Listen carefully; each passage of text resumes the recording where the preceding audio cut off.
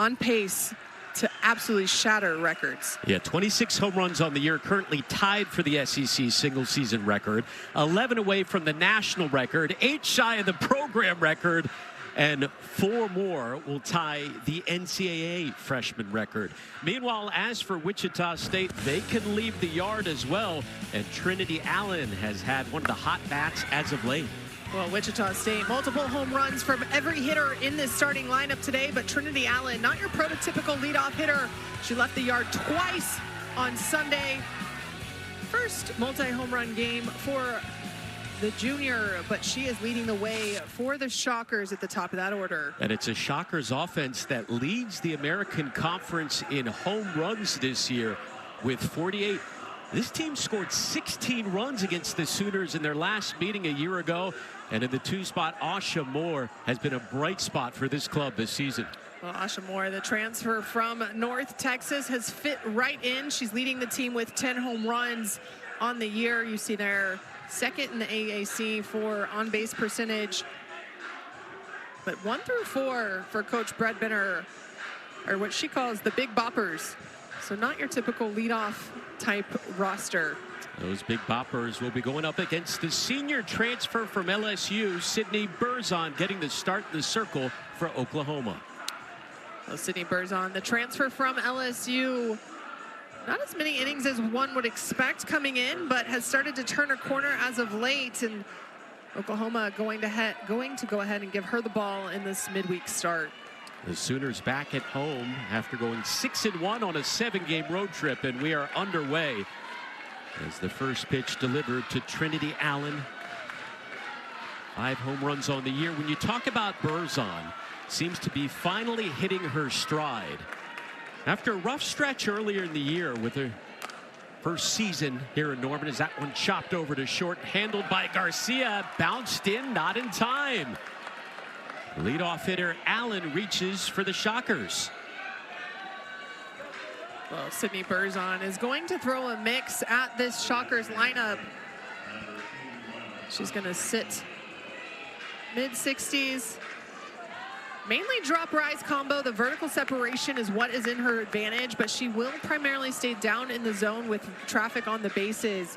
She'll mix in a little east-west and a changeup, but Coach Jen Rocha has talked to us. The vertical separation and using that drop in the zone is so key for Berzon. Misses with the first pitch to Asha Moore, the transfer from North Texas.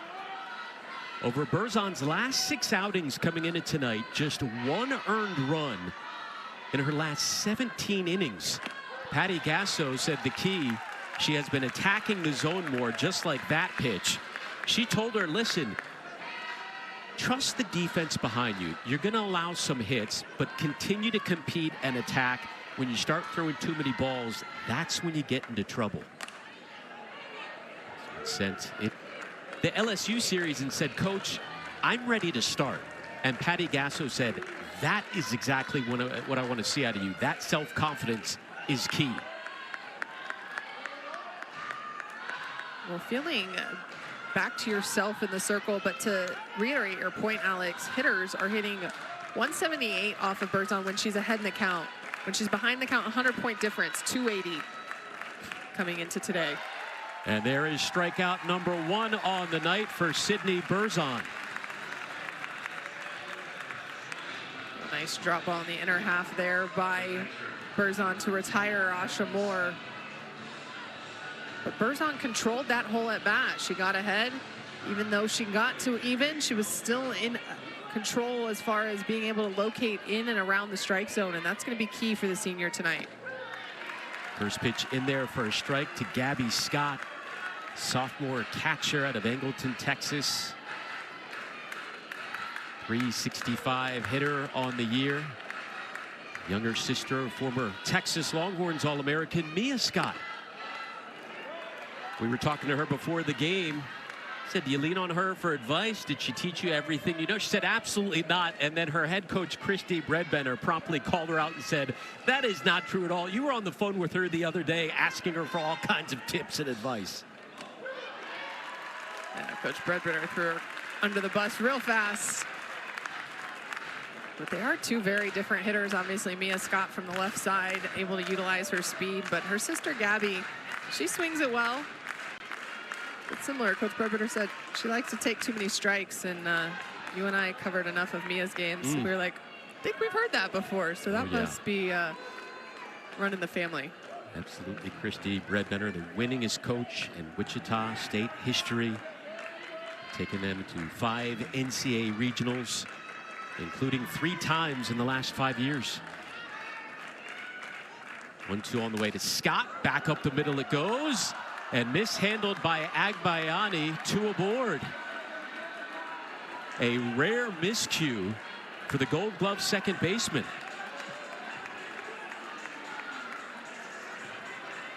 Ilana Agbayani, 2-time Rawlings Gold Glove winner. Oh, Mia Scott Gabby Scott with a hard shot here, but you see Agbayani coming up looking to toss to second before she has that ball gloved. To keep eyes on the glove first and then find your defensive partner for the toss. You can tell she was just a little far ahead of herself in that play. Can Wichita State take advantage? Here's the freshman Kinsey Woody, who's hit 6 home runs this year, including 1 in her last game Sunday in the finale against USF. The last time these two teams played each other a year ago, and it was a barn burner. Oklahoma won 19-16. Wichita State gave the Sooners all they could handle.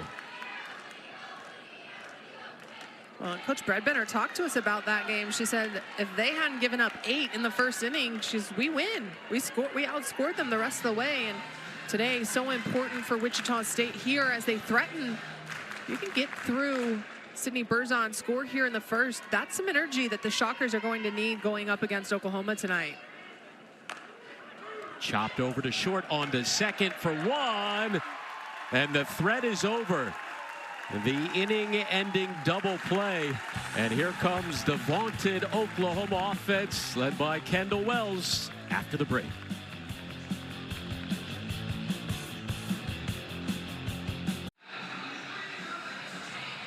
Oklahoma enters tonight the highest scoring team in program history and the fastest in NCAA history. Excuse me, the highest scoring team in the nation and the fastest in NCAA history to reach 133 home runs, Kat. They have put up video game-like numbers. Oh, yeah, it's absolutely insane. 11.9 runs per game. Right now, 442 runs scored. If they ended today at 133 home runs, they would finish 7th most in a single season in Division I, and we're still a little less than 20 games left in season. Needless to say, a tall task ahead tonight for senior righty Jade Sanders out of Stonewall, Oklahoma, getting the start tonight. The D2 transfer who threw more than 500 innings at the Division II level. She will face Kai Minor to start things off here in the bottom of the first inning. Minor, the center fielder who leads all D1 freshmen in batting average, hitting .505.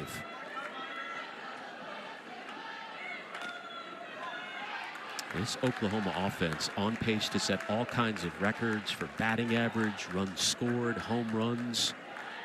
And Minor, a huge part of that top 10 in the nation in batting average, regardless of class.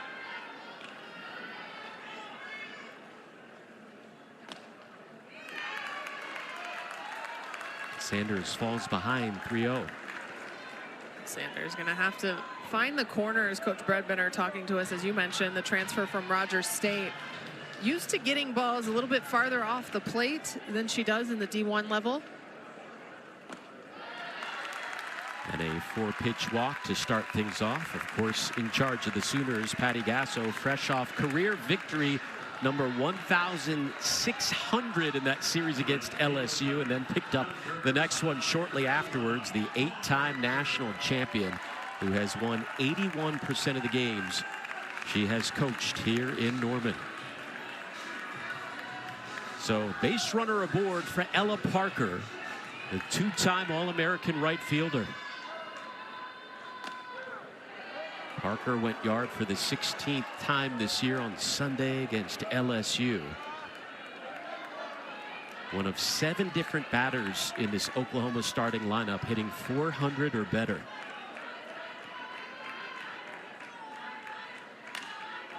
The most impressive piece about the OU offense is year after year, you hear all these crazy video-like game numbers that they put up. And then JT Gasso continues to push the envelope, and they find another way to be even more impressive offensively. There you see JT Gasso, the oldest son of head coach Patty Gasso, but has been in charge of this offense. Runner is going. The throw on to second, not in time. So Kai Minor with her 13th stolen base of the year. Well, you were talking about Kaya Minor and the 500 batting average. I said some of that is going to be due to her speed. She can beat out a lot of balls, but here you see her take off, and absolutely no shot for Gabby Scott behind home plate. Kaya Minor slides in easily.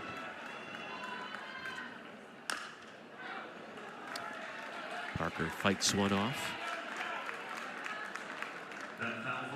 Kendall Wells, the nation's leading home run hitter, again as just a true freshman, on deck.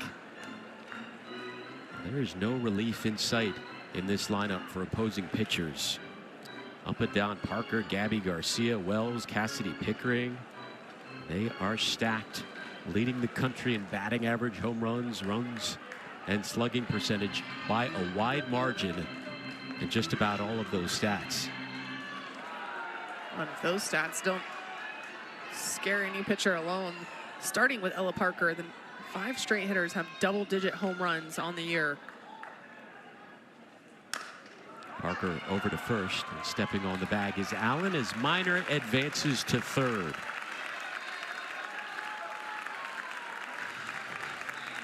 So one away, runner in scoring position for a player that less than a year ago was in high school. Now she is leading all of college softball in home runs and on pace to break not only the NCAA single season record of 37, Kendall Wells is on pace to break that national record by the end of the regular season, Kat. I have to imagine as they enter SEC play, she's circled real big on a lot of lineup cards, so it'll be interesting to see how pitchers in the SEC continue to pitch to her or not in crucial situations. But either way, the freshman has come in and, as we mentioned, highly touted recruit, so you knew she was going to be able to produce offensively. Not sure anyone thought it was going to be at this high of a rate. But the most impressive part to me is she's not just pull side power. She's able to spray the field and does a really good job of hitting the ball where it's pitched. Say, what's the approach here? Sanders behind 2-0, staying outside. You can tell they're trying to force her to have to go opposite field, which with a runner at third, not typically what you want to do, but when her power is mainly up the middle left side, not a bad philosophy. You see here her spray chart, and she literally sprays the whole field. Dead up the middle and dead right field are the 2 spots that she doesn't hit very often, but when you can cover 3/4 of the field with some power, makes it pitching to you a hitter really hard. Earns a 4-pitch walk. Second walk to the first 3 batters faced for Jade Sanders, 2 aboard. Normally I would say that's not a bad walk, but with 1 out, first inning, and to be honest, no relief behind, or no relief in sight behind Wells, now putting up a situation where OU very realistically can cash in for a crooked number here in the first inning. Here's Gabby Garcia, the power hitting sophomore who leads all shortstops in the nation in home runs with 16. Again, a first pitch ball from Sanders. I mean, when you talk about the challenge facing this Oklahoma offense for most opposing pitchers, but especially for Sanders coming from the D2 level to now facing this.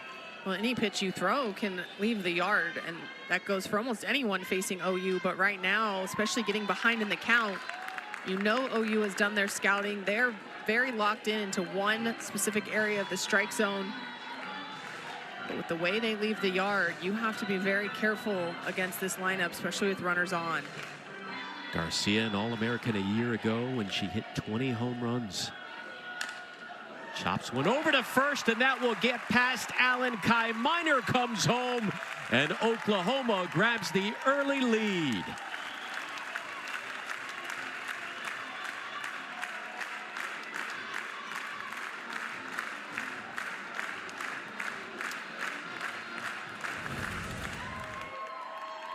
Well, off the bat, this looks like it's going to be a ground out. Wichita State might be in business, but Trinity Allen pulls up on that as you see her try to pick instead of staying behind it. Gets through to right field, allows Minor to score easily, and Kendall Wells to get herself to third. Runners on the corners for Cassidy Pickering, another first-team All-American.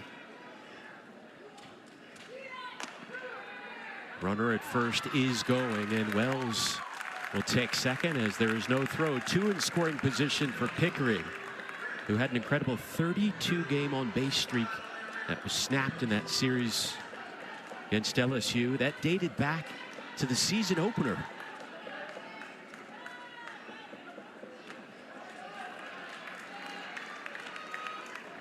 Alex, they talk about leadoff walks so often, and Kai Minor earning that walk to start off this first inning. Came back to bite Sanders. Free passes. You give OU free passes, they're going to find a way to capitalize. Wichita State chat with Jade Sanders in the circle. The Shockers entered tonight 19-13, 7-5 in the American. This is a team, as we said, that had made an NCAA postseason appearance 3 times in the last 5 years. But Kat, they had to totally revamp their roster. 7 new starters this year and 14 newcomers in general. Yeah, Coach Bredbender talking to us about the fact that all 7 returners only have 1 year at Wichita State. There you see their first-year starters and what they're doing offensively. But she did lose a lot last year, both in the circle and offensively. You talk about it. We said seven returners only, 14 newcomers. We've mentioned Asha Moore, Sanders transferring in. You have Chloe Ryan as shortstop. Plethora of new faces, and Bredbender will say we're just young and inexperienced, and that is where they've gotten themselves in trouble here so far this season. Facing a huge challenge tonight, 2 in scoring position, 1 away, and the 1-1 to Pickering.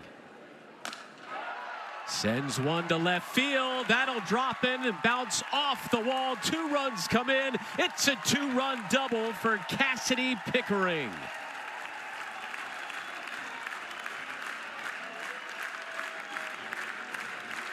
Oklahoma already doing damage here in the first. Well, Sanders trying to go on the outer half, and you see Pickering just going with this ball extremely well into left field. Rooney shifted a little bit over towards the line. I like the base running by Gabby Garcia. She was off to the races, knowing that even if that ball got caught, she was going to have time to get back. So easily able to score from second. But it goes back. You give Oklahoma free passes, give them an inch. They don't just take a yard, they take a mile. They're going to cash in every time you give them a free opportunity. 3 runs allowed by Wichita State, 2 of those earned. Here's Isabella Emmerling, having a career year so far. As the 0-1 misses, the senior first baseman, 12 home runs this season, matching her total from all of last year.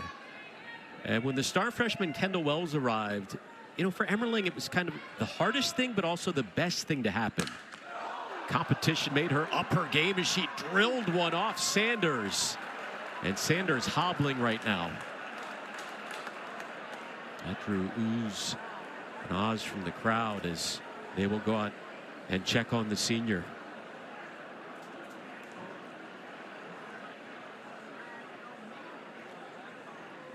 You and I were at batting practice earlier today, and just the crack of the bat when Oklahoma's at the plate. And those are some hard hit balls, and Sanders was the recipient of one of those. Emmerling just drove that hard ground ball right back up the middle. Here, that goes right off the outside part of the foot too. That never feels good. So you ever get hit there? Gotten hit in the foot and the shin a couple times, and it does not feel good. Thought as she jumped off the mound to go after the ball, she might hustle and make the play, but almost as she kept moving, she felt like it hurt. You saw her slow down. They're out there testing how well she can. They have arms up in the Wichita State bullpen. Dual action.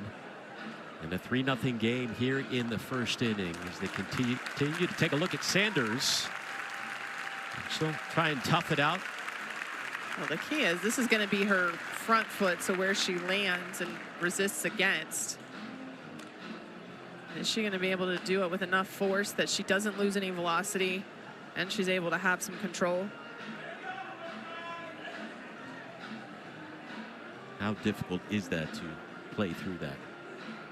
Honestly, it depends on where it hits on your foot, how much kind of it's the nerves, really. At this point, I don't know. Looks like she's at least walking better. See, just looks like it hits on the outside, right below the ankle almost.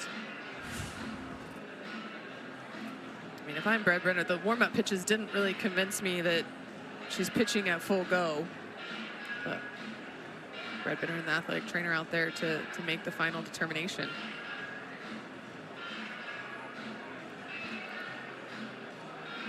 Conversation comes to an end. I think Brad Brenner just signaled she's going to make a change. Sanders faced 6 batters.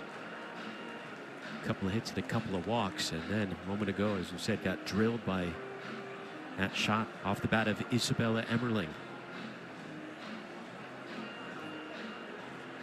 And as we said, it was the fact that as she went for the ball, she slowed up is what kind of was the trigger in my head that it was probably worse than what most people thought, just ricochet off the foot.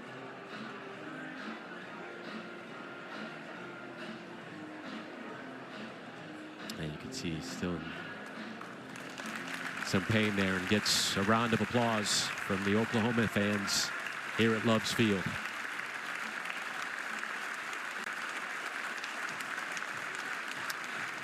New pitcher will take over in the circle for Wichita State here in inning number 1. We'll be back from Norman.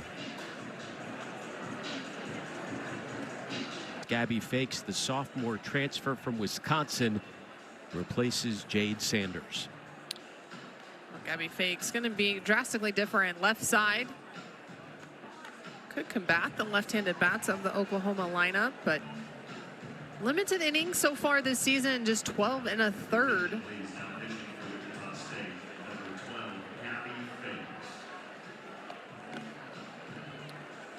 But she's going to use a good mix.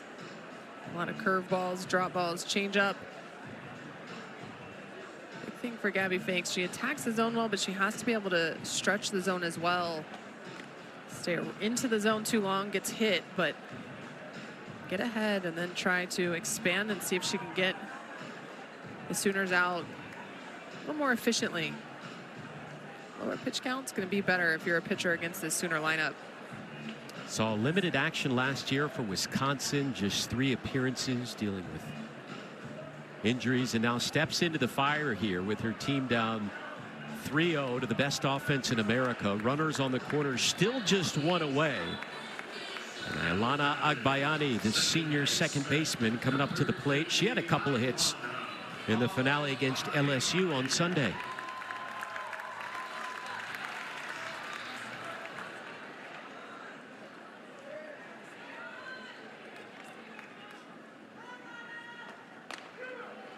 First pitch strike from Fakes. Agbayani transferred over from BYU for the 2025 season, but the power numbers for Agbayani have absolutely gone through the roof since being here at Oklahoma.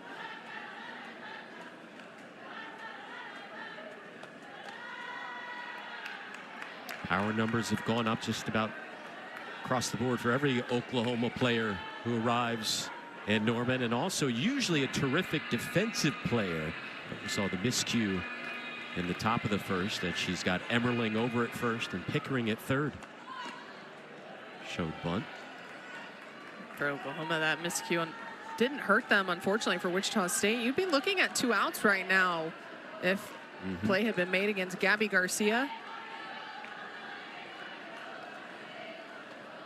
Agbayani up the middle. That'll find its way to center field.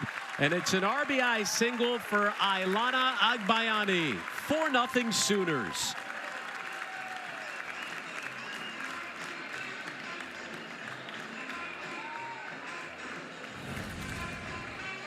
Agbayani does a great job with this pitch. Down in the zone, but over the heart of the plate. Just goes right up the middle with it.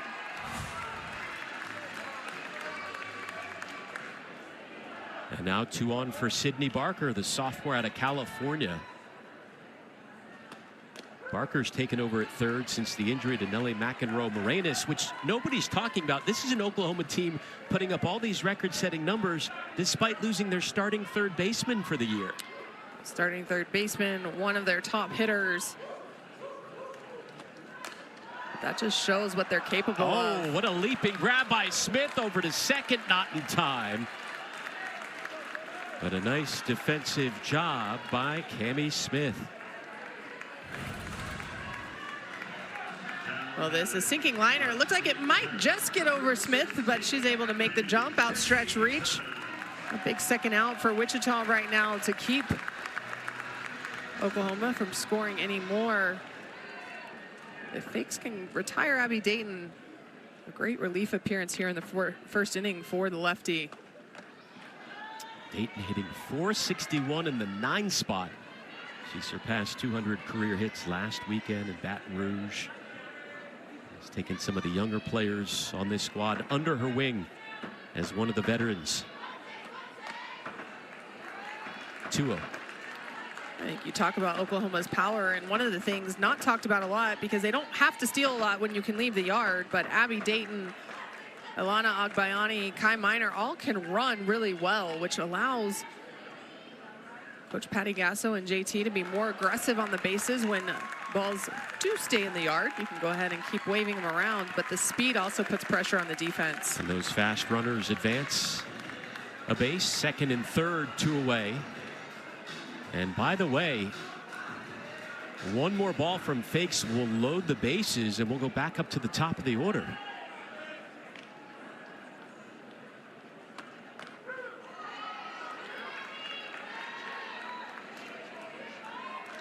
Hitters count on the way for Abby Dayton.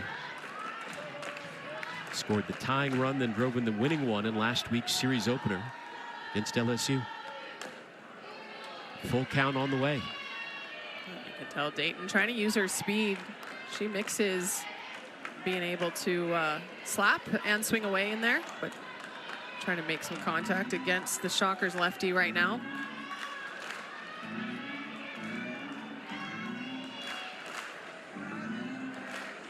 Oklahoma with 4 runs off 3 hits so far here in the first. Payoff pitch. And we'll do it again.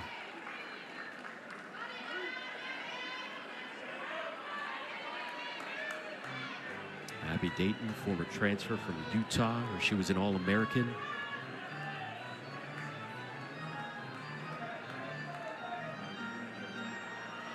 Just having a terrific final season here in Norman.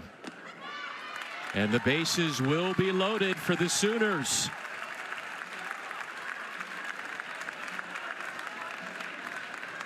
It was 3-0, worked her way back to 3-2, but then lost her. You can tell Fakes tries to stay down in the zone, but right now missing too low in the zone against Abby Dayton.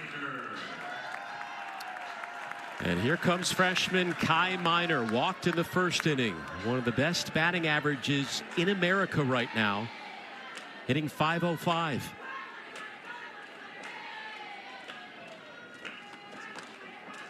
First pitch misses.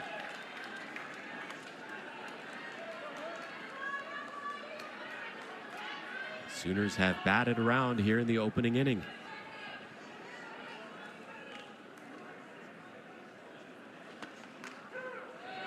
And there is a strike.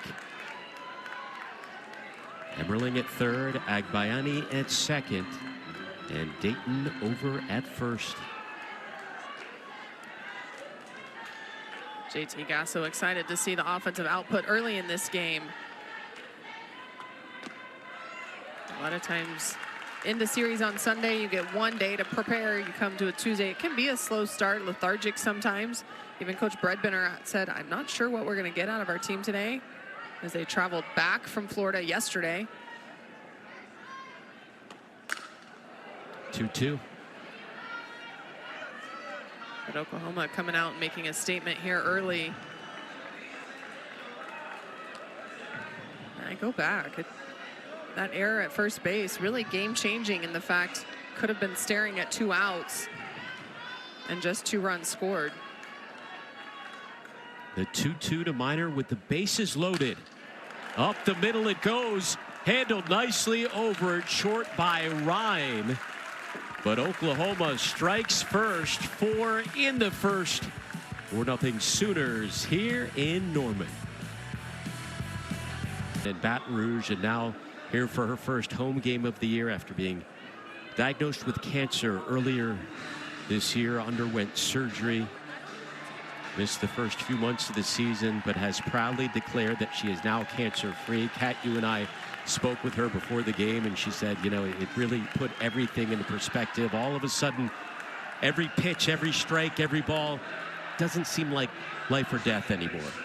Yeah, she spent a lot of time just watching. She said even when the team was home, she could have come up here, but didn't feel like she had the energy that the team would need for her to be in the dugout. And so she has been observing quite a bit, but I know the pitching staff is excited to have her back. She is one of the best pitch callers, if not the best pitch caller in the game. Just a rock for not only the pitching staff, but Coach Patty Gasso. You talk to her and she'll tell you she was a little bit lost without her person there in the dugout that she talks the game through. So I know Sooners alike are excited to have her back in the dugout, and the pitching staff benefiting from being able to have those conversations. But she did point out Carly Keeney still on staff and did an incredible job filling in for Jen Rocha as she was out. 1-1 misses from Berzon to Cami Smith. Yeah, Jen Rocha and Patty Gasso, not just co-workers, extremely close friends. Jen Rocha said she spent her time not with the team, watching all the games, analyzing, trying to help out, notice some glitches in some of the pitchers' mechanics. So even working while she was away from the team.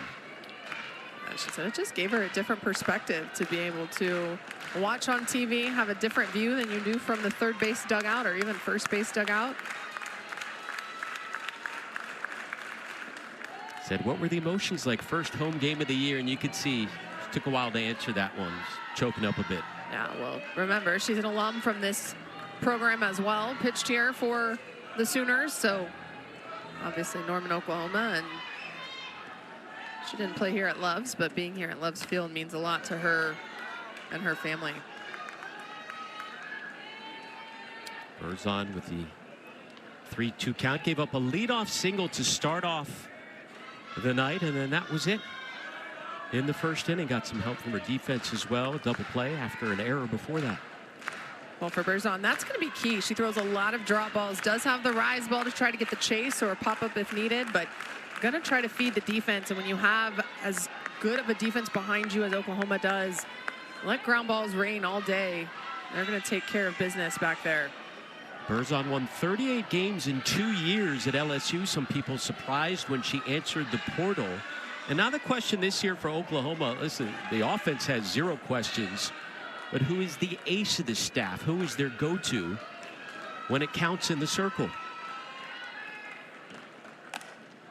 Smith loops one to left field. That'll drop in there past Dayton. Cami Smith heading for second as she slides in there with the leadoff double off Berzon.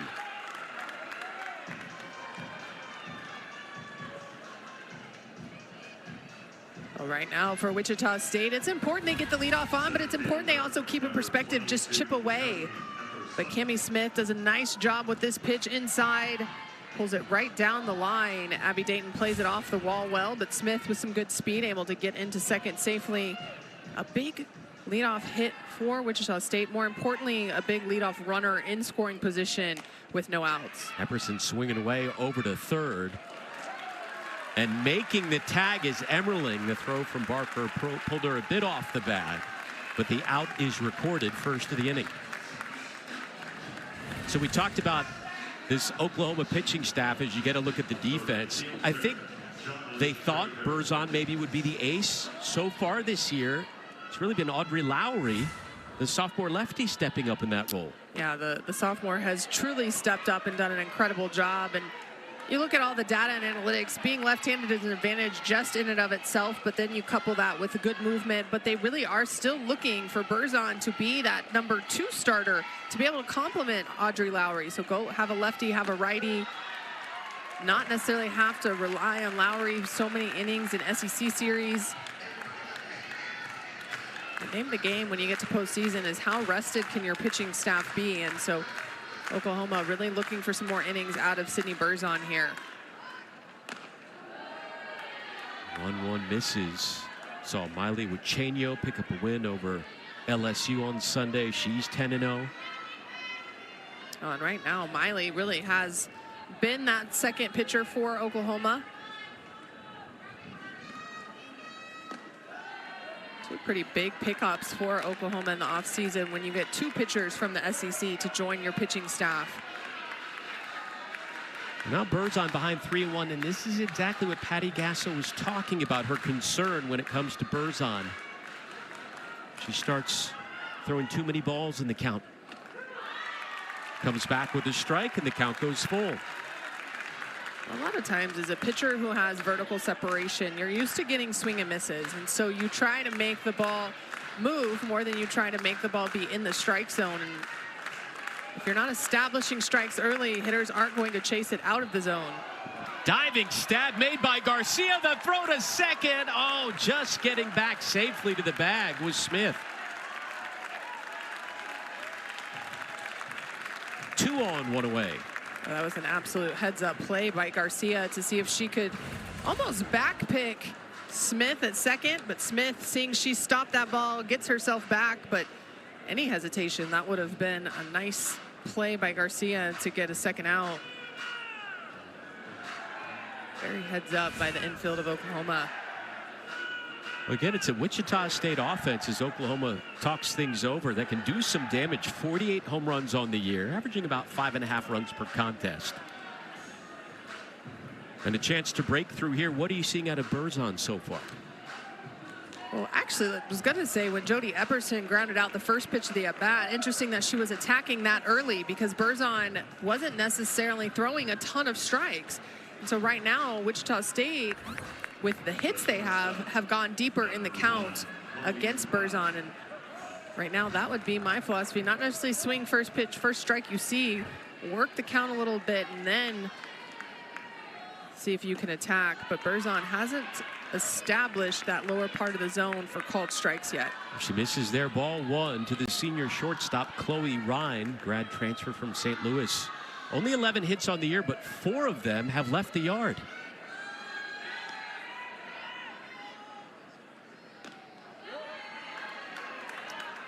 And it's now a 2-0 count from Berzon to a player hitting 164 on the season right now. And if I'm Coach Gasso during that timeout, the emphasis would have been on you're going right at this hitter.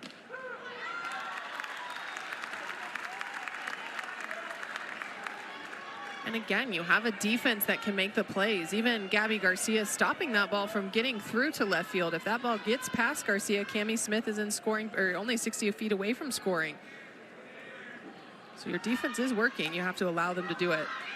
Barker, the throw to first, and they get 1, 2 away as the runners advance.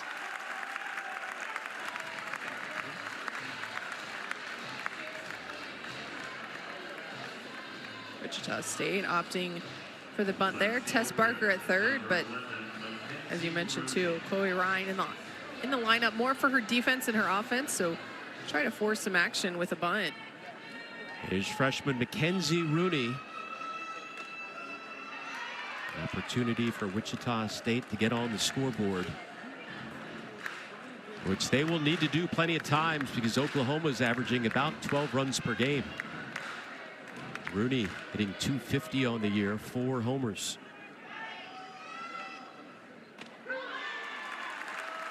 One and one. Well, an opportunity here for Wichita State to just chip away at this lead. You don't have to get all 4 runs back in one at bat. Get 1 or 2 here. Get some offensive confidence going against Sydney Berzon. Rooney over to second, handled by Agbayani, and made it look easy. The Gold Glover getting it done. It remains 4-0 here in the second.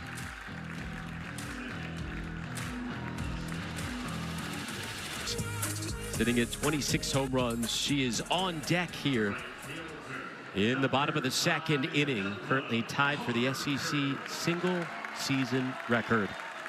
Leading things off ahead of her is Ella Parker.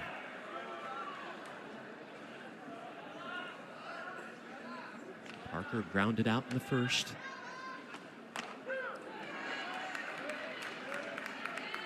It is incredible the talent Oklahoma continues to bring in, and not just bring in talent, develop that talent to their potential and beyond. Oh, yeah, you see the 30 home runs as freshmen, but then they go on to set the records, which means, one, while people are trying to avoid them, they're still able to hit home runs at a high clip. But you know, the walk numbers for Chamberlain and Allo were through the roof as well.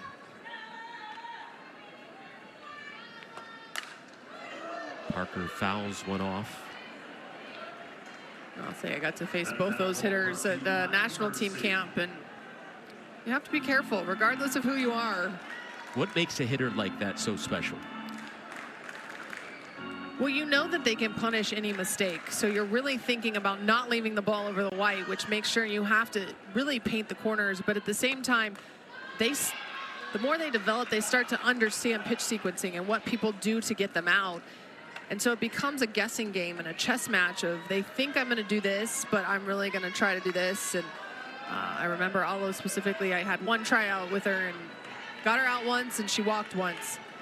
And I was really mad because I was like 1.5 inches, 2 inches away from getting a strikeout, and she got just enough of it. Speaking of strikeouts, there's a strikeout of Ella Parker by Fakes, the sophomore.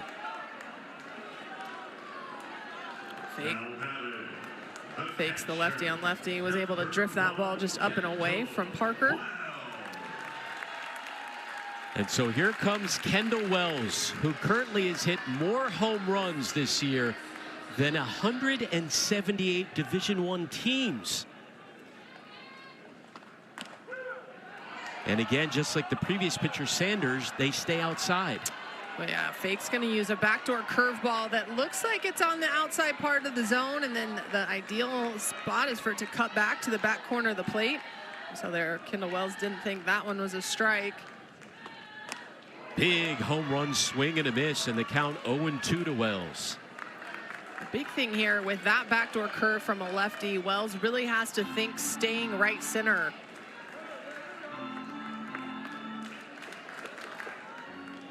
Very hard to pull that pitch unless a pitcher brings it back over the white.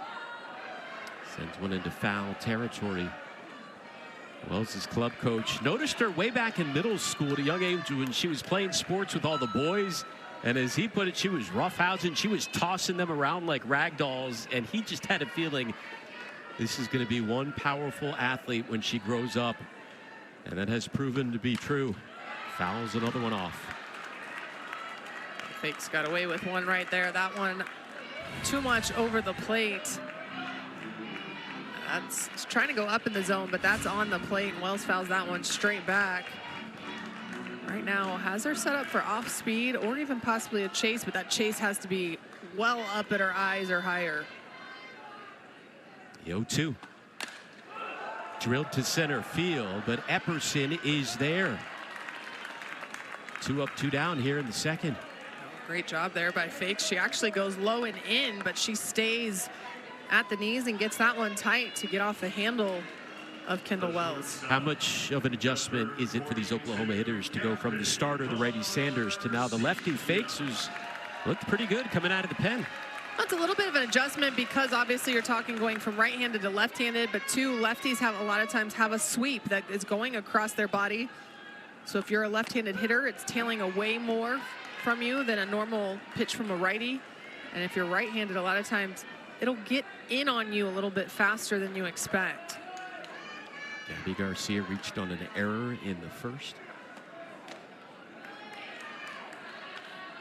Watches the count go 1-1. Her mom, of course, Kara Brunn, outstanding softball player at Arizona State. I mean, they were having serious softball conversations as far back as when Garcia was in second grade. I mean, when she said she wanted to play ball, her mom, Kara, said, all right, this is what it takes. These are the goals you need to set. Here's how we're going to get there. And she has followed through on that game plan. If it's something you're passionate about, you're going to find a way to do whatever it takes. I wasn't even playing softball yet in second grade, so you weren't? You were playing volleyball, weren't you? I was in soccer. I was a goalie. I bet there were few and far goals in between against you. I had a wingspan that covered a lot. When did you hit the growth spurt? High school. Started high school at 5'6" and finished right over 6 foot. Yeah. A little steady climb in there. Chopped over to second. Smith on to first. And a 1-2-3 inning worked by Fakes and the Shockers. It remains 4-0 Sooners. Make a statement. At the same time, Florida dropped 2 of 3 against Arkansas, so they're looking to win that series as well. It was a pretty crazy weekend in the SEC. Things started to get shooken up a little bit. A lot of upsets as we begin the 3rd inning here in Norman. Back up to the top of the order for Wichita State. Second time through against Sydney Berzon. And there's a strike delivered to Trinity Allen, who led off the game with a single.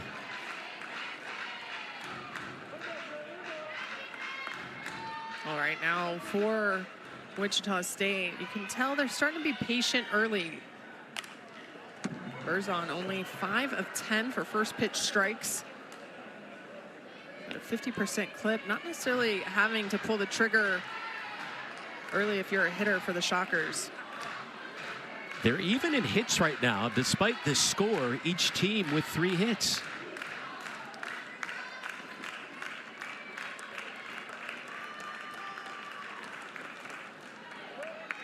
Oh, and if you're a pitcher, you're trying to look 60, 70% first pitch strikes most time to force an offense to have to go in the box and be more aggressive. But you also want that percentage to include not just your best pitch, but also a secondary pitch that they have to guess which one you're going to throw. And right now, Sydney Berzon staying all drop balls for the most part. There is a strikeout by Berzon, number 2 on the night. We talked about the drop ball, and this one low and in to Trinity Allen. She realizes about halfway through her swing that pitch wasn't really close to the zone, but a great job by Berzon to exploit the inner half. Berzon, couple of strikeouts, no walks, 3 hits allowed through 2 1/3. Here is Asha Moore, who was a strikeout victim in the 1st inning.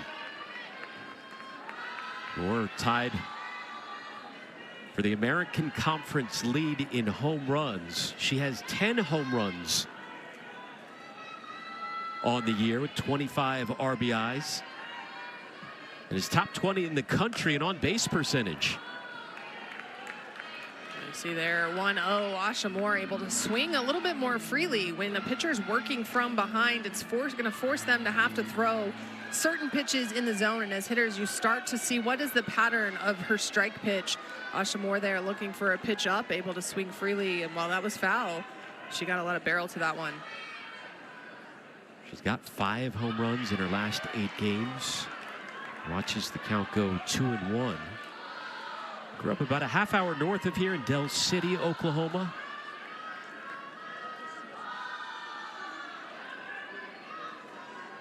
Trying to help her team get on the scoreboard. They've had chances, had base runners in both innings. Gives one a ride to deep right, and Asha Moore has left the yard.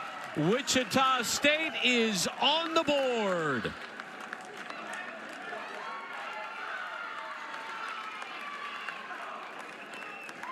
Her 6th home run in her last 9 games. An 11th of the season to lead the American Conference. Wichita State has slowly been chipping away at Sydney Berzon, and this one, Asha Moore goes down and opposite field, a drop ball in the outer half. She drives that to right field, the first home run of the ball game, and Wichita State on the scoreboard. But you know, Coach Bredbender likes the fact Asha Moore caught that high chew. They dropped a few last weekend, but they get the high chew reward for every home run they hit. It's been the tradition for about 5 years now throughout the old high chew candy instead of a high five. And they did it there. So the first home run of the night by either team goes to Wichita State. Let's see what Gabby Scott does. She reached on an error in the first inning. And again, Alex, talking about working from behind. Sydney Berzon threw an outside pitch that Asha Moore fouled off. And then she got behind again, 2-1, threw an outside pitch, and that time Asha Moore able to adjust and drive it over the right field fence. You're allowing hitters to get timing the deeper in counts you go. That was, as we mentioned earlier, point of emphasis for Patty Gasso. Throw strikes, don't fall behind in the count.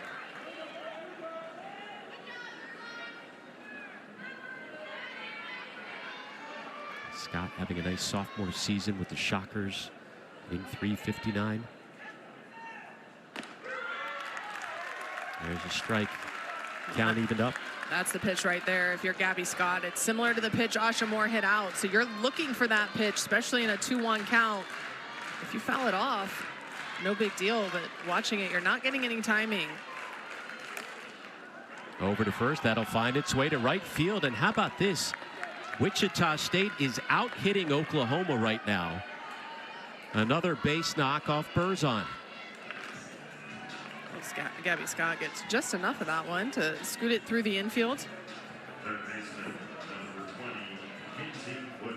We've got a home run, a double, and 3 singles. Here's the cleanup hitter, Kinsey Woody, but before she gets an opportunity, Sooners will head out to the circle. Well, Jen Rocha heading out to the circle, and it's not lost on the fans what that means here with her return, as we mentioned. But going out to talk to Berzon, and I would have to believe this conversation is about setting the tone in the at-bats. She's allowing Wichita State to see a lot of pitches, to get their timing, to understand where she's best exploiting the strike zone, which to the right-handed hitters is down and away, so if they can continue to go with pitches well, they could start to chip away at this lead even more. Saw Miley Wuchenyo and Audrey Lowry, who have combined for 25 wins on the year, 25-1 combined. Thrown a few pitches in the bullpen. Again, this is Berzon's first start in more than a week. Did not earn a start in the LSU series against her old team. Came out of the bullpen in her lone appearance. And after a talk with Jen Rocha, ready to go here. Runner on first for Wichita State. And the cleanup hitter Woody coming up to the plate. Scott over at first. Woody batting .322 on the year. Swinging away, leaping grab made by Barker, gets the out at second. Not in time at first as the ball was dropped, but a heck of a play on the hot corner by Sydney Barker.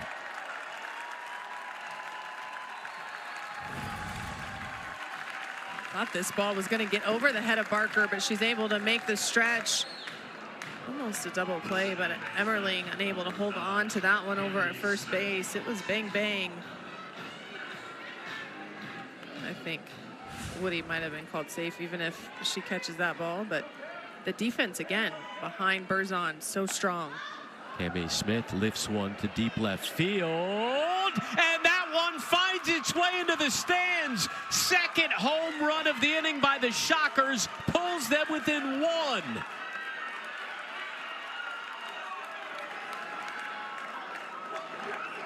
That was a moonshot that just hung up there forever.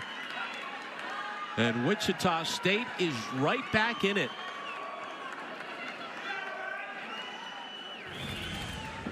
You can tell Wichita State now hunting pitches. Cami Smith ready for this inside pitch, and she drives that deep left field. That hugs the foul pole. But off the bat, Alex, I was about to scream, that's going to be out. And sure enough, right there inside the left field foul pole, a 2-run shot to pull the Shockers within 1. Especially because she hit it up straight against the wind and still left the yard. So now 50 home runs on the season for this powerful Wichita State team.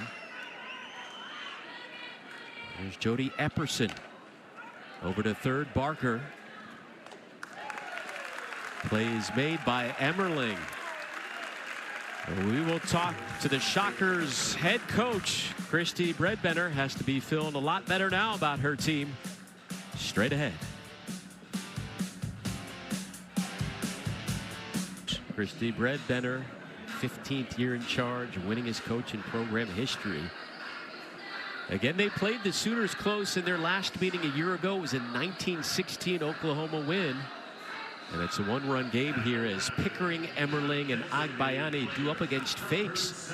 Gabby Fakes, the sophomore, replaced the injured starter Jade Sanders. So far has kept this Oklahoma offense at bay.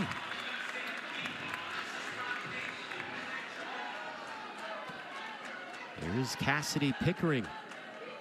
Drove in 2 runs with the double off the previous pitcher Sanders in the first inning. Pickering now 152 career RBIs.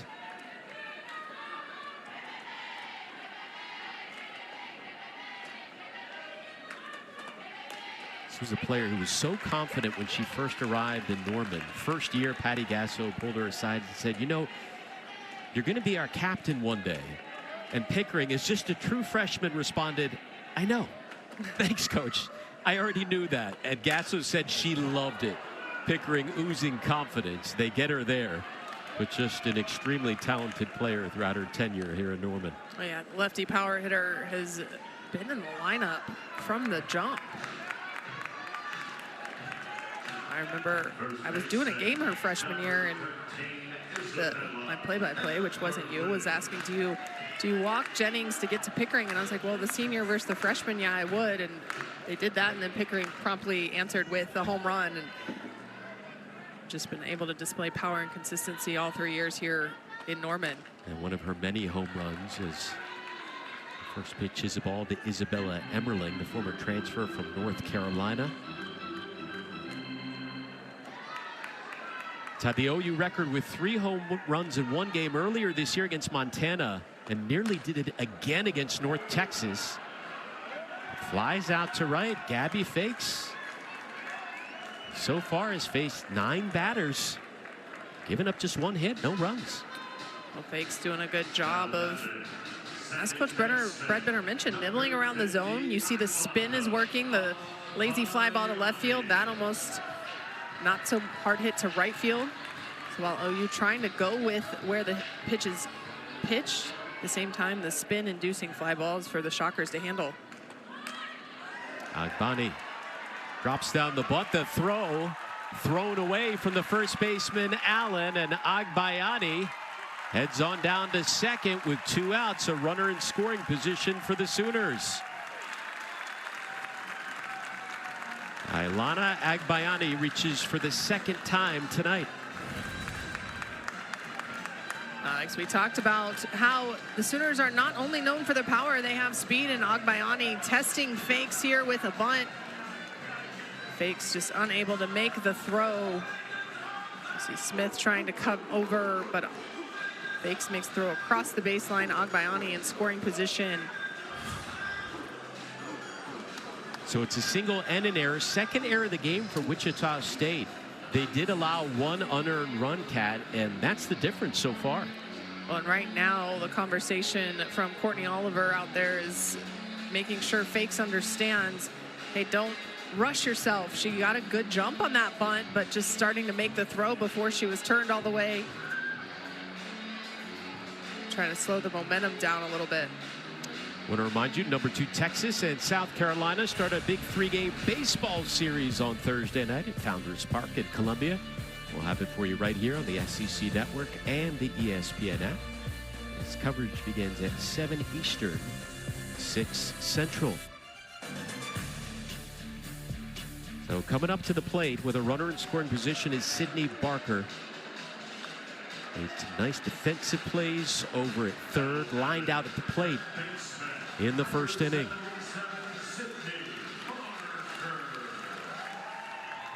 He's been such a key utility player for Patty Gasso this year. Playing third due to injuries. Nice job by Scott hanging on to that one. Third base this year after the injury to McEnroe Morenas. And then last year, Barker played short, first base, and right field as well. It's always nice as a coach when you have a true utility. Chopped over to third, and they make quick work of Sydney Barker. Oklahoma strands one. We will talk to their head coach, Patty Gasso, coming up next. Sooners up by 1, 4-3 over Wichita State. Now joined by Oklahoma head coach Patty Gasso.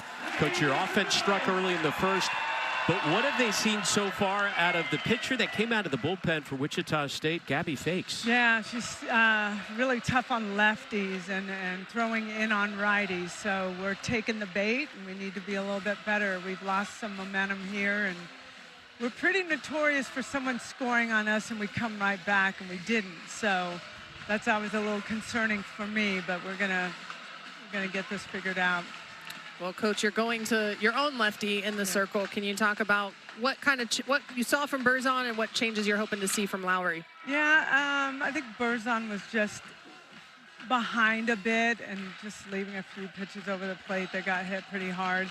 Audrey is just quite a competitor, and as you know, lefties have advantages, and she's got one of them. So we're really hoping to kind of have her start the fire for us. I appreciate it, Coach. Thanks so much. There is the new pitcher in the circle for Patty Gasso, Audrey Lowry, the sophomore lefty, having a breakout year. Top 5 in the nation in wins at 15-1. Well, the sophomore is the ace of this staff. You see there the 73 2/3 inning pitch. A little over a 2 ERA, but does a great job of just competing. And as Coach Gasso said, lefties have an advantage. There's not a lot of them. Hitters don't see very many of them. You know, Coach Bredbender said statistically OU hadn't seen too many lefties, so they thought that would work in their advantage with Fakes, and now OU going to counter with a lefty of their own. 0-1 to the grad transfer from Stanford, Jonna Schrader. Now Lowry ahead. 0-2. Last year, Audrey Lowry had one of the best strikeout to walk ratios in the country. 40 strikeouts and just 3 walks. A little bit different this year, but still good. 56 Ks and 14 free passes. Make it 57 strikeouts. Well, vastly different pace to get the first out. Audrey Lowry using that curveball away, and you'll see there mid to upper 60s. You'll see her go down in the zone. Curve screw, rise change. She has a little bit of everything, but she is the ace, and it's going to be a little bit tougher for Wichita State to have a plan coming in against this lefty. And delivering first pitch strikes. That one to Chloe Ryan. Oh, 4 pitches, 4 strikes, and you're going to see that many strikes early. Now Wichita State going to have to change the game plan. You're going to have to try to be more aggressive early in the count. Not allow Lowry to get comfortable.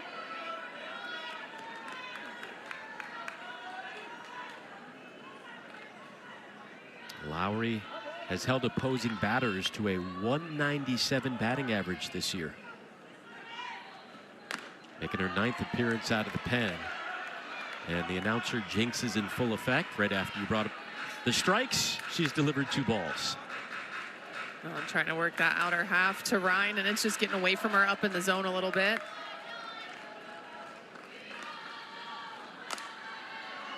Ryan pops it up.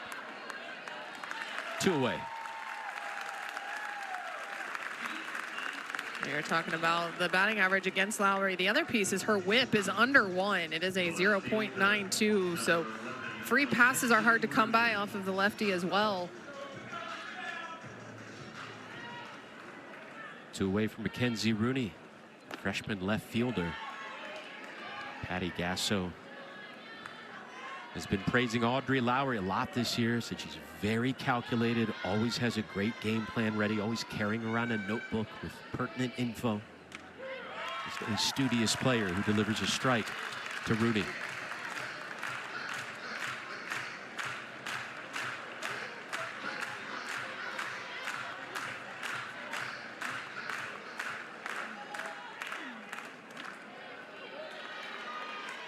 Wichita State out hitting Oklahoma right now, 6-4.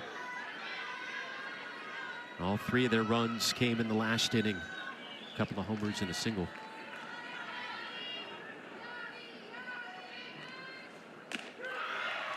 2-2.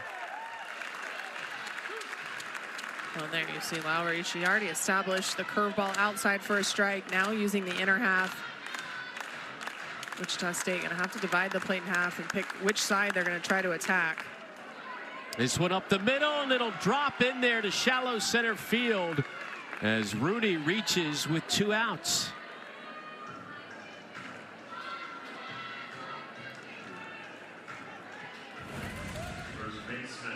Lowry goes inside again, and this just right off the handle. You can see slow-mo there. There's no part of the barrel. That's off almost the black. Not even below where the 2-piece connect, and just enough to bloop over Garcia. Trinity Allen skies one. Parker is there, makes the grab, and Wichita State strands one. What a culture here in Norman. 8 national championships, 6 over the last decade under Patty Gasso's leadership.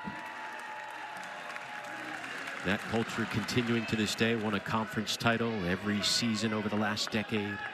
6 natties, as we told you, and made each Women's College World Series during that stretch. Over to short. The play made in time. Ryan over at short. The nice throw as they get Dayton. They talk about rooted, and you'll hear Coach Gasso preach championship mindset over and over again as well, and that's been the program's overall mantra and state of mind year after year. But there's just a level of play, a level of intensity that you see from OU game after game, and this one sent to left, right at a leaping Rooney. whether they're ahead or behind, you see that intensity. And to be honest, Alex, I would bet if you come watch practice, you see that intensity there as well, because you don't perform consistently with that type of focus, sense of urgency, unless you're practicing with that same type of focus and sense of urgency. And that is certainly one of the differences between this program and others. You said it, intensity, urgency, the intangibles, attention to detail. It's all here in Norman. Ella Parker up with 2 away. So far, still trying to solve the sophomore lefty Gabby Fakes, who's come out of the bullpen, faced 13 batters, given up 2 singles, Kat, to this record-setting Oklahoma offense, and that's it. Well, you can tell they're trying to figure out. They were waiting patiently first time through. Now, here in this inning, first 2 hitters, first pitch they attacked. Ella Parker taking it because nobody wants to have the 3-pitch inning, but you could tell they were seeing certain pitches and they were starting to attack those, both Abby Dayton and Kai Minor. Patty Gasso told us it was a little bit concerning that her team didn't respond in the bottom half of the 3rd inning when Wichita State put up 3 in the top half, and still trying to break through with 2 outs in the bottom of the 4th. So the Sooners talk things over. Coach Gasso talking about, hey, what are you seeing? What pitch are we going to attack? Also trying to just change the momentum a little bit. Wichita State able to get 2 quick outs. Fakes works at a relatively fast pace. Patty Gasso always does a great job of keeping this team loose, relaxed, not letting any type of pressure or stress get to them. You saw the laughs there a moment ago and the smiles. So here we go. Conversation with Parker is over. She will get ready to step in there with the count 1-1 with 2 away here in the 4th inning. Sooners getting out hit 7-4, but still with the 1-run lead. 1-2. Gabby Fakes, one of those 14 newcomers on the year for Wichita State. 9 transfers as she made her way over from the University of Wisconsin. 1-2, Parker drills this one towards the gap, off the track in the wall. She's digging for 2, and it'll be a 2-out double by Ella Parker. And look who's coming up next with a runner in scoring position.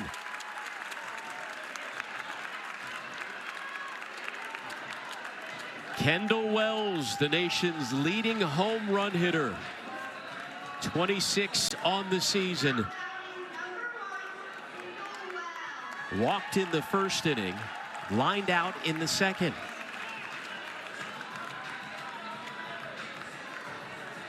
She's got 57 RBIs here in her first season with the Sooners.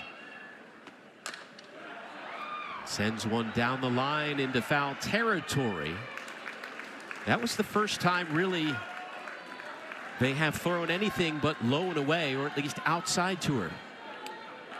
You can tell Fakes starting to adjust her pattern with the fact that OU swinging early in the count. That is the 4 hitters, 3 of them swung at the first pitch she offered to this inning. Now OU trying to make the lefty uncomfortable. Swing and a miss. Fakes fooled her. Don't see that happen often with Kendall Wells. Oh, I think that pitch was supposed to stay outside, and it ends up cutting all the way back across. You see Gabby Scott move, but that ball comes all the way back across the plate.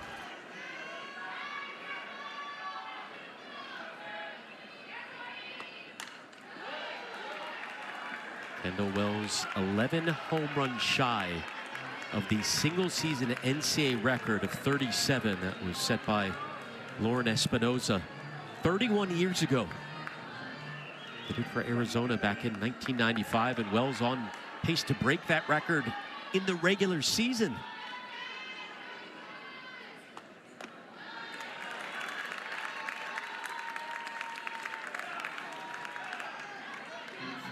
Fakes trying to go a little bit farther off the plate, see if she can get Wells leaning.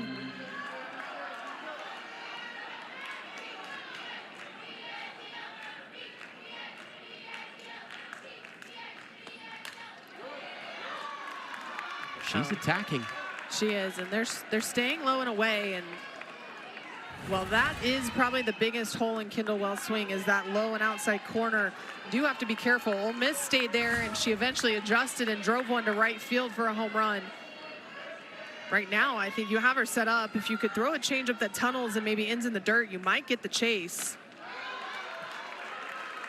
And the count goes 2-2. Oh, that was a pretty good challenge pitch by Fakes too. Not off speed, but trying to use a little bit lower in the zone, but still on that outer half.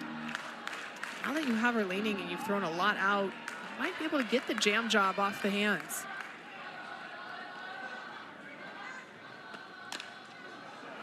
Wells down the line, and it drops foul. Nice battle going on here between the freshman Wells and the sophomore Fakes.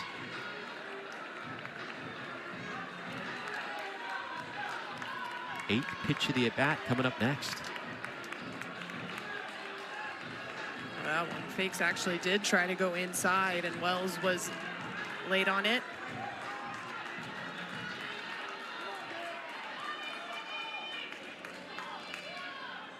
Two. Wells drills one to left. Hard hit, but right there was Rooney. Sooners strand one. Still a 1-run game after 4. To the 5th inning we go here at Love's Field, where Oklahoma hasn't lost a game in 366 days. March 1st, 2024. Last time they suffered a loss, that was at the hands of Tennessee. This year, 14-0. And since this ballpark opened at the beginning of the 2024 season, 65-6. OU just continues to build on their tradition of winning. The fans embrace it. This ballpark, absolutely incredible. Having played in the Big 12 against OU, got to play at Marita Hines Field. Yep. And I will tell you, while they packed that house, I don't think it's anything like the way they are able to pack here at Love's. Asha Moore, retired by Garcia.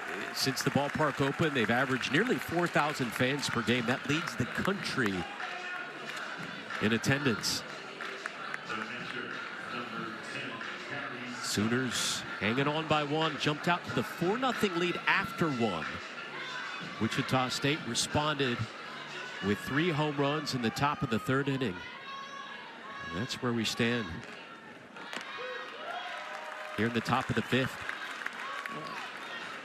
Oklahoma started senior Sydney Burzon, but after Wichita State put up 3 in the 3rd, went to their ace. Audrey Lowry now in to keep Wichita State at bay, and so far has done an incredible job. Works ahead rather quickly majority of the time, and Wichita State hasn't been able to barrel one up yet. Their lone hit, a bloop single into center field. There's a strike to Gabby Scott. Audrey Lowry, product out of Pittsboro, Indiana, former Indiana High School Gatorade Player of the Year. More than 1,000 strikeouts in her high school career. Scott pops it up, and Wells is there, 2 away.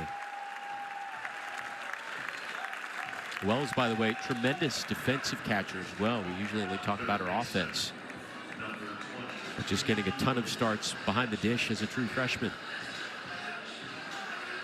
Talk about her offensive output, then you talk about the fact that she is the #1 catcher for OU as well. So on top of offensively making a name for herself, you're also talking about a position to where you have to deal with multiple pitchers, understanding what they throw, understanding how to talk to each of them.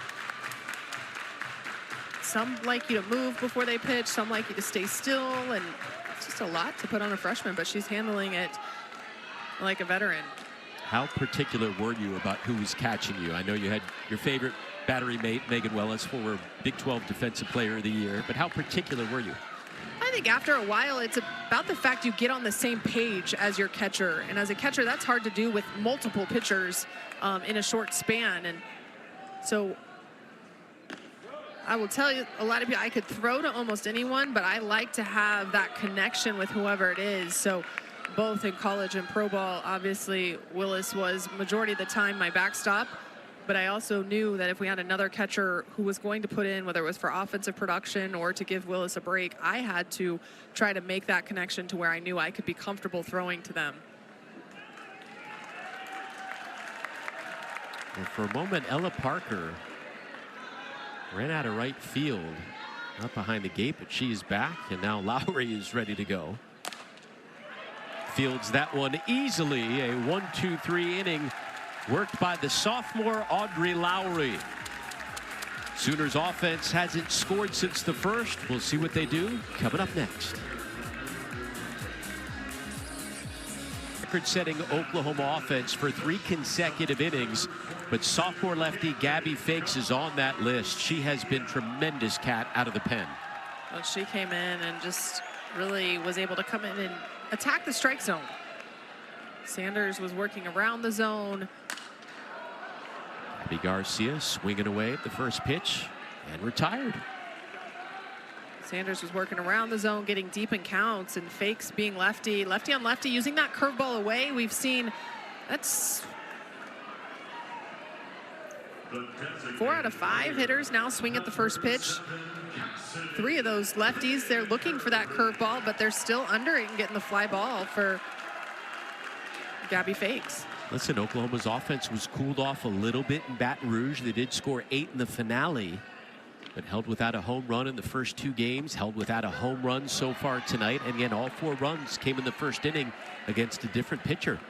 Well, and that the loss they had in LSU was against a lefty, Jaden Heavner. So lefty was victorious for the Tigers, and so Coach Bredbender, probably seeing that trend, was quick to have Fakes ready today. That was a crazy series in Baton Rouge. LSU had the lead late in that one in the 7th inning, but couldn't manage a rundown late in the game. Oklahoma ends up tying it and winning it. They won the series, taking 2 of those 3 games. Cassidy Pickering launches one to deep center, and there is home run number 1 on the night for the Sooners, and number 134 on the season.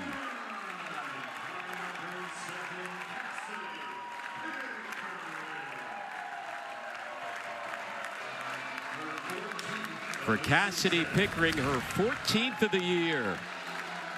Gabby Fakes tries to go down and in, and Cassidy Pickering absolutely ready for this. She drops the barrel and stays through that. That one flies high and deep into center field. So Oklahoma with their first homer of the night. They have homered in all but 3 games this year. A little bit of breathing room now, up by 2. Isabella Emmerling is 1 for 2.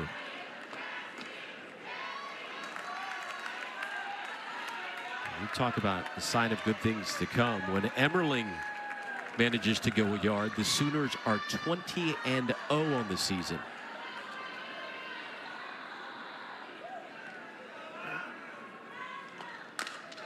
She sends one into the gap, and here come the Sooners. Emmerling digging for 2 and out by a country mile.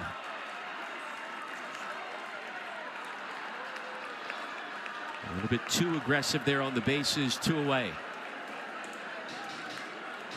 That look says it all from the head coach.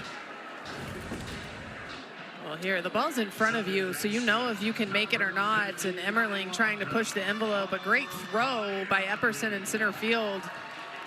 But at the same time, when you're in a close ball game, you don't have to stretch it. You have an offense that works. The adrenaline was flowing, but Emmerling beaten handily over at second. You do tip your hat to the defense of Wichita State. Epperson gives Ryan an absolute perfect throw to handle to place the tag. Agbayani at the plate.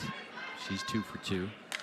Maybe Emmerling thought, well, they've committed 2 errors already tonight. Let's put the pressure on, but obviously it didn't work out in her favor. And I think Coach Gasso's thoughts were, we're starting to get on a roll. Yeah. We have a home run. We have a hard hit to center field. Let's build on that, but instead the out obviously gives Wichita State's a little bit of momentum now with no one on. And you had a hot hitter coming up to the plate. Agbayani, as we said, 2 for 2, hitting .444 this year. Stays alive.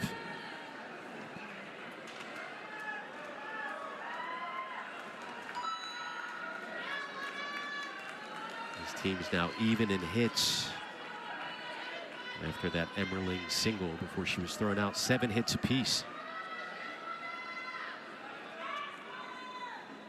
Bottom half of the order has done a nice job for the Sooners. Emmerling has reached twice. Again, thrown out there. Agbayani has reached twice. Dayton with a walk. Pickering right before that. A home run and a double, a couple of extra base hits. Agbayani takes one to center field. Drifting back is Epperson, and there is Ailana Agbayani with home run number 6 on the season.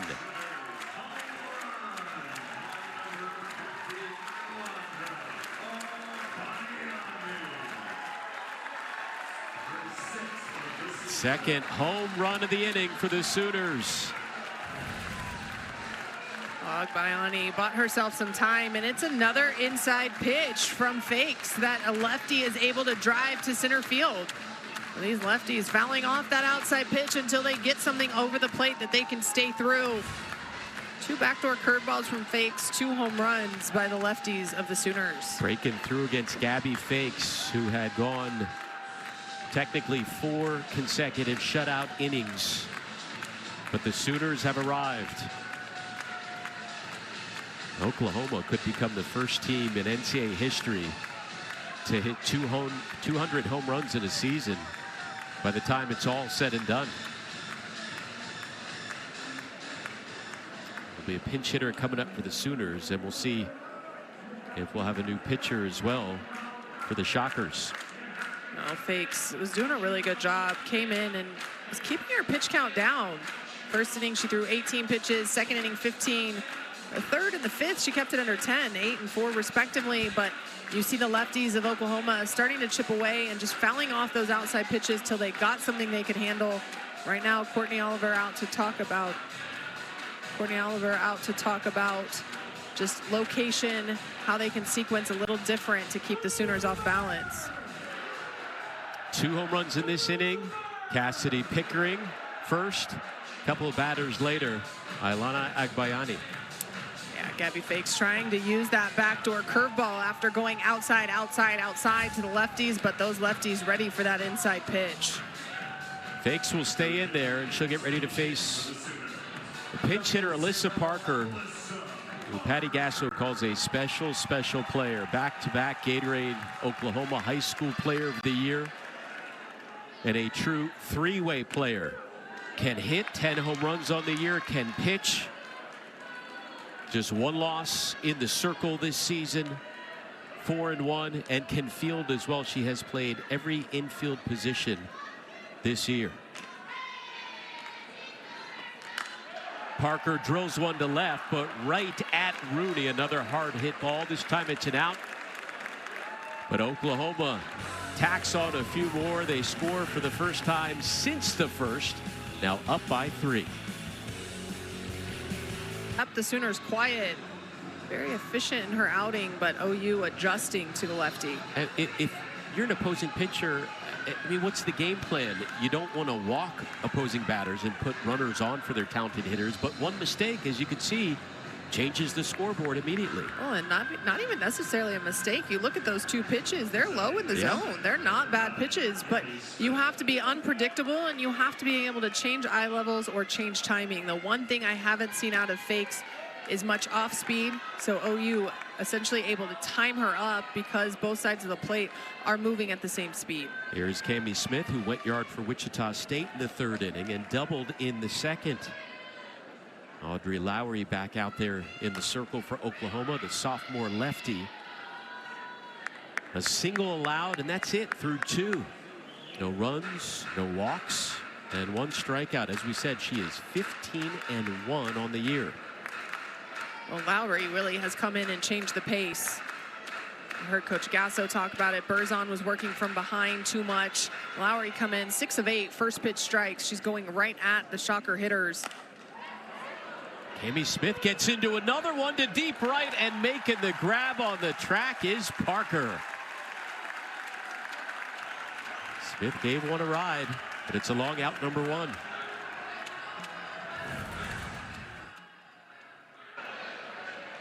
Alyssa Parker, or excuse me, Ella Parker gets a late jump on that one, but able to track it down at the warning track. You mentioned Alyssa Parker. She has taken over at 3rd base for Sydney Barker after pinch hitting for her in that last inning. And here is Jody Epperson at the plate. There's Parker at 3rd. Alyssa Parker, a true utility. Travel ball, she played outfield, so she's played every infield position here for OU. She can play outfield, she pitches. Going to be a special talent for the Sooners throughout her career. Epperson is 0 for 2. And this Wichita State offense has some pop in their bats. 50 home runs on the season, most in the American Conference. They've been in so many close games this year. 6 of their last 7 contests decided by 2 runs or less. 11 one-run games. Played some tough competition. I mean, they were leading a ranked Oklahoma State team a few weeks ago in a midweek contest. They were up in the bottom of the 7th inning when that game got postponed due to weather, as Epperson is retired. Well, tomorrow afternoon, our SEC Now Spring Football Show will have updates from spring camps, preview spring games, look at some of the best pro day performances, and break down the SEC draft eligible players who will or could have their names called in Pittsburgh. Coverage begins at 1 Eastern. Swinging away immediately is Jonna Schrader fouling one back. She singled in the 2nd. Bottom of the 5th. Talked about OU starting to swing early in the count because Fakes was attacking the strike zone. Now you see Wichita State starting to swing early as well. Strike 2.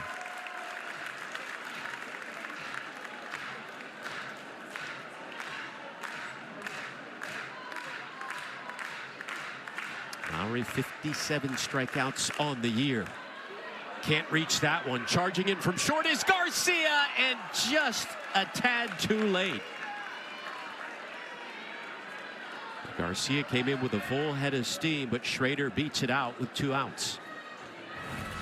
Well, Schrader able to hop this one just high enough to get over Lowry. Nothing Garcia can do to make that play, as it just hopped high enough and slow enough. But you love the hustle from your infield if you're Audrey Lowry. So a runner on for Wichita State with 2 outs, and we'll have a pinch hitter coming up to the plate. Caitlin Beckerly, sophomore out of Cedar Park, Texas, near Austin, will bat in place of Chloe Ryan.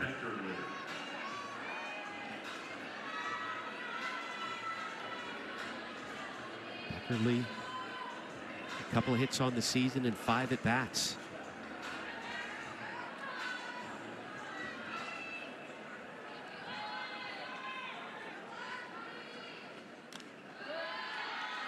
Lowry misses with ball 1. Lowry was doing so good with first pitch strikes this inning, just 3 out of 4. Or excuse me, 1 out of 4 first pitch strikes, 3 out of 4 she's worked. 1-0. There's a strike to Beckerly.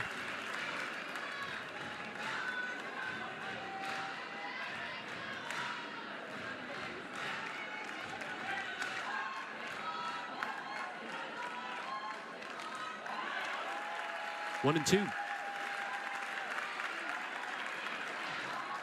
cut there by Beckerly on a nice pitch offered by Lowry.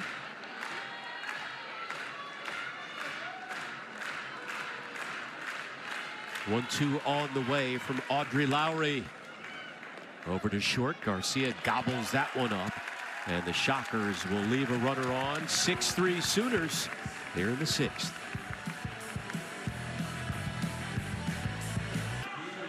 Obviously, we talk offensively. They're going to be able to get the job done. It's going to be in the circle as teams get to see more of Lowry and company as they make adjustments. That'd be Dayton leading off the bottom of the 6th inning. I mean, the SEC itself is already a gauntlet in the regular season. Then you have to play the SEC tournament.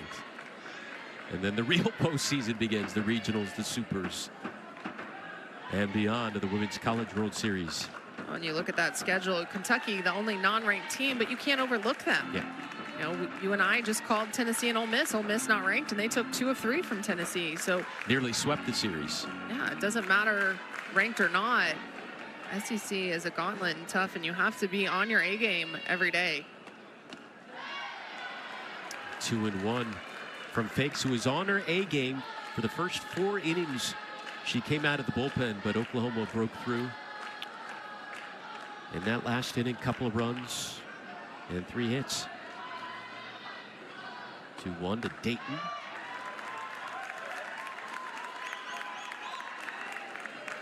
Sooners as a team came in tonight hitting .426, averaging nearly 12 runs per contest.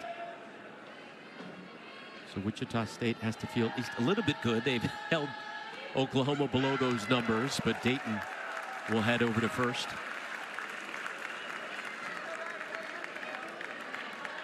To be honest, regardless of how Fakes ends this game, obviously, if they are able to get 3 outs here in the 6th and don't score in the top of the 7th, we have a ball game. But if I'm Courtney Oliver and Coach Bredbender, I tell Fakes, I'm like, hey, that middle part of the game you pitched exceptionally well. That's a win for you. That is a confidence builder against an offense like this, against Oklahoma.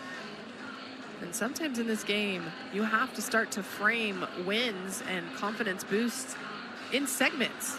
Sure, she wouldn't like to give up the 2 home runs in the 5th, but prior to that, she threw really, really well against a very highly potent offense. Against an offense the likes maybe which we've never seen before. I mean, they're on pace to put up numbers that no one has done in the history of the game as there is action in the Wichita State bullpen. Well, we're talking 448 runs now scored in 38 games. Numbers that are hard to wrap your mind around. Only 2 teams in the history of Division I have scored 600+ runs. One was that 2021 Oklahoma team and the 1995 Arizona team. Yep. Kai Minor has reached once, a walk in the 1st inning. Count goes 0-2. Minor, the freshman out of California, continuing that pipeline of Cali to Norman.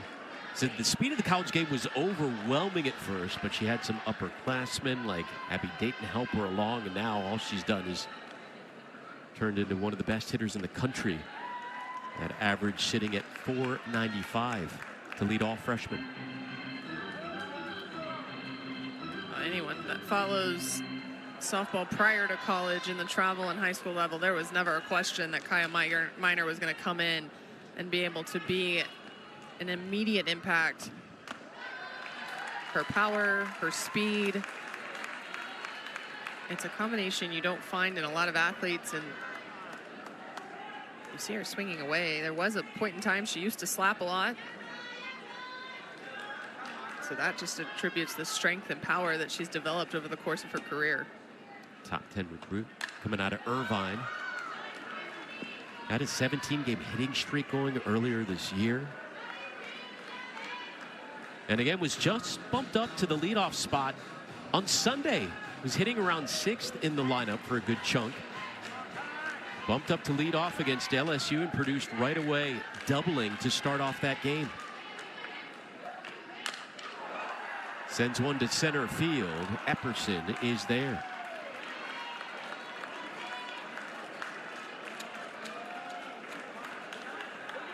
Dayton remains over at first, and here comes Ella Parker. Parker doubled in the 4th inning.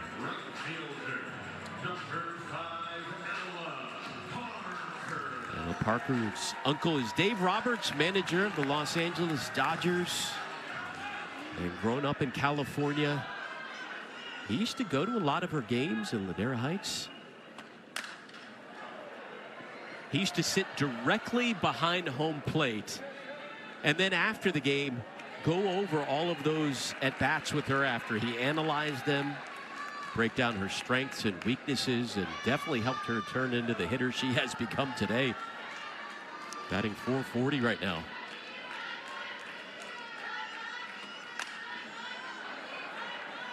Well, that's not a bad trick to have in your pocket. And obviously, as a youngster, you learn what pitchers are doing to you. And as you mentioned, what the strengths and weaknesses of your swing are. It allows you to start to adjust and understand what pitchers are going to do with you at the next level, and has to attribute to part of her success, not just a pretty swing, but being able to understand how pitchers are going to attack you. Understood that at bat. Singles to right field. Has to hurry. Now she's caught in a rundown. They keep checking Dayton, who stays at third. Parker diving in, and she is out. Second out of the inning. Dayton can't believe it as she's over at third watching. And Patty Gasso immediately signals she's going to challenge.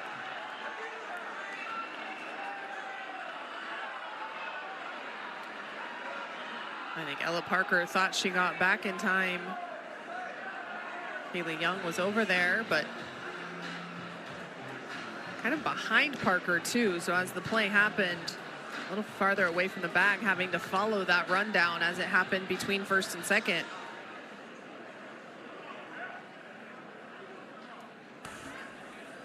The ruling on the field is an out at first base. Oklahoma has challenged that ruling. Previous plays under further review. First challenge of the night for either team. You get 2. If you win the challenge, you get to keep it.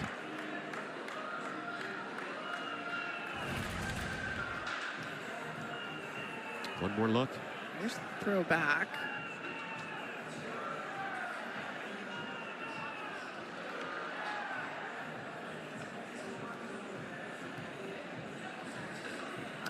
Yeah, I think that left hand gets to that back corner before the tag is applied. Kaylee Young maybe got caught up because the right hand does stop, but that left hand reaches before that glove comes down behind the helmet of Parker. There's another angle. Let's take a look at where that right hand is that we couldn't see before, but now you can't see the left. Well, and there too, you have to remember, Young is over here at an angle behind Parker, so she may not be able to see where the left hand is. Yeah. But from the angle on the other side of the base, you can tell Parker's hand gets to that corner before the tag. Third vantage point. I would have to believe that this is going to be overturned. See Terry Holt, first base. You can see that left hand. This play tells me one thing, Alex. I wouldn't want to be the umpire having to go back and forth in the middle of that rundown. We already saw one Oklahoma base runner be a little too aggressive tonight. Isabella Emmerling thrown out going to second. Parker, the initial ruling called out at first. See Dayton's reaction. Patty Gasso instantly reacted as well by signaling for a challenge. Oh, and heads up by Wichita State to get Parker in the rundown, but you really want to be able to get her out. Let's zoom in here. That left hand definitely gets into that corner right there before the tag is applied. It appears that would be the case. If the call is overturned, it would be runners on the corners with just one away. If the call stands, 2 outs, and Dayton over at third.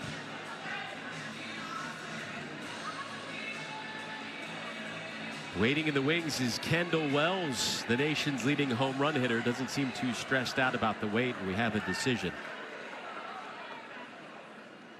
After review, ruling on the field's been changed. Runner is safe. Oklahoma will retain their challenge.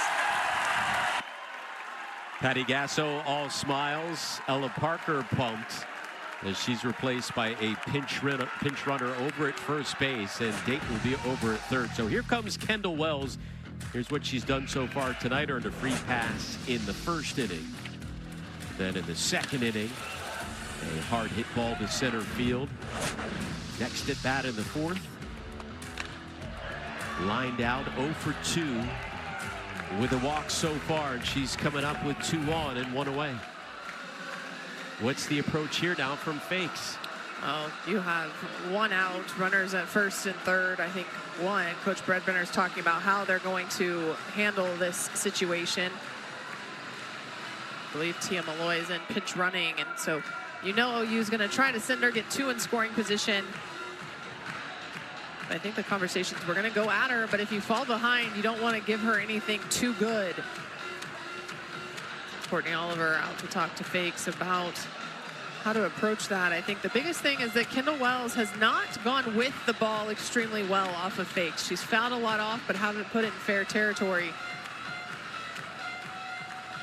I would stay out there first pitch, see if she offers, and then from there build the game plan on whether you go back in or carefully nibble around the outside corner. Wells tied for the most home runs in a single season in SEC history, 26 homers.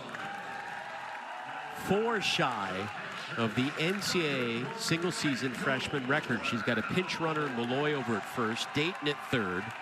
And here we go.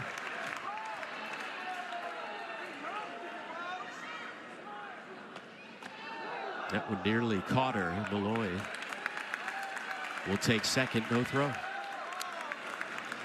Well, unfortunately, if Wichita State had a plan for the first and third, I think the pitch up and in made Gabby Scott unable to make any type of throw. That crossed her and up enough that she had to come up across and didn't have a good line to throw into second.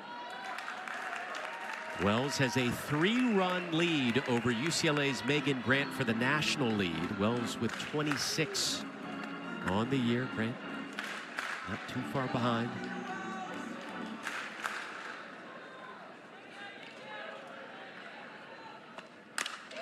Smokes one to deep right field. And there is number 27 on the season, Kendall Wells. The SEC record is yours.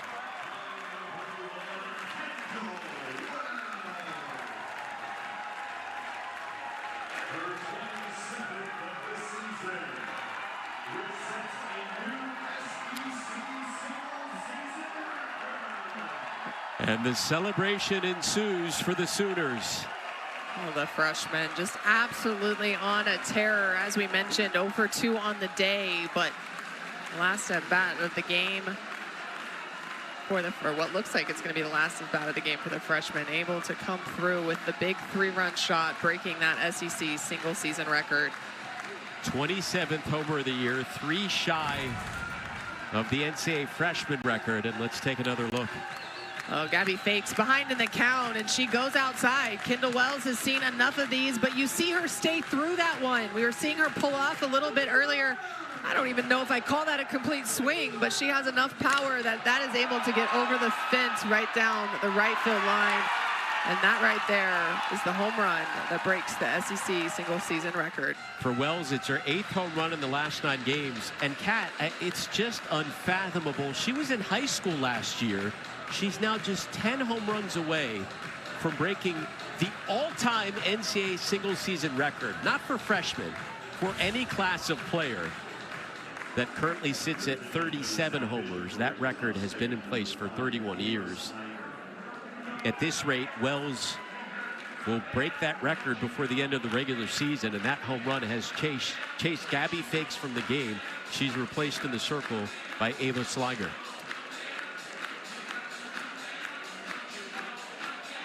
I think the key for Wichita State was not getting Ella Parker out, so you had to pitch to Kendall Wells. You didn't want to load the bases, and then falling behind allowed Kendall Wells to sit one side of the plate, and the side of the plate you had been showing her all game long.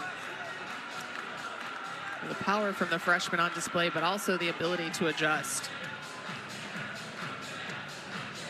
And Wichita State's got to be careful. 2 more runs, and the ball game is over. It'll be a run rule as Oklahoma has exploded for 5 runs in the last inning and a third. They scored 4 in the first inning. Then the Sooners were held scoreless for the next 3 innings plus. That is ancient history. Gabby Garcia will be coming up to the plate. And it looks like we'll have a pinch hitter. Alexi McDaniel, even their players coming off the bench are putting up phenomenal numbers. The freshman McDaniel hitting .444 with 3 pinch hit home runs and 8 total homers on the year. She delivers up the middle with a base knock. And the winning run will come up to the plate.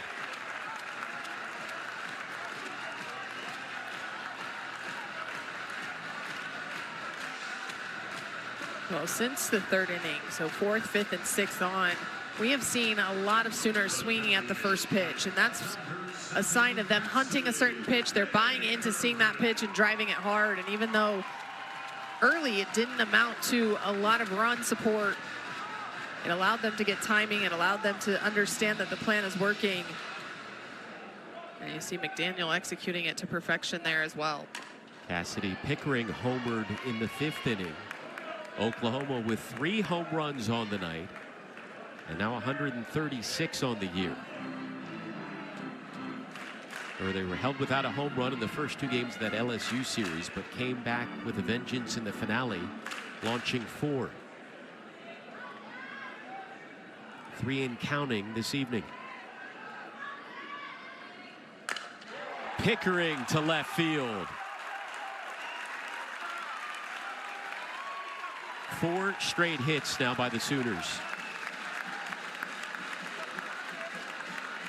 The winning run is at first. Oh, hitting's contagious, and unfortunately for Ava Slingler, they're coming in a game right when OU is getting to the height of their momentum.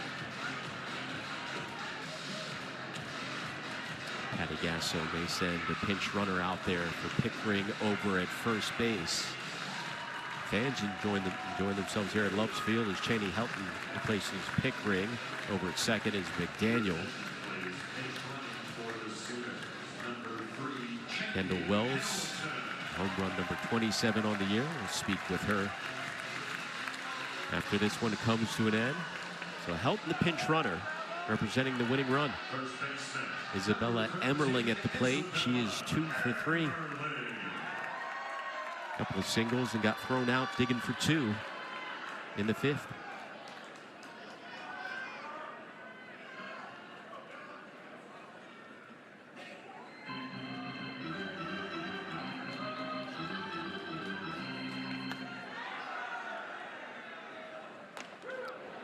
in there for the strike to Emmerling.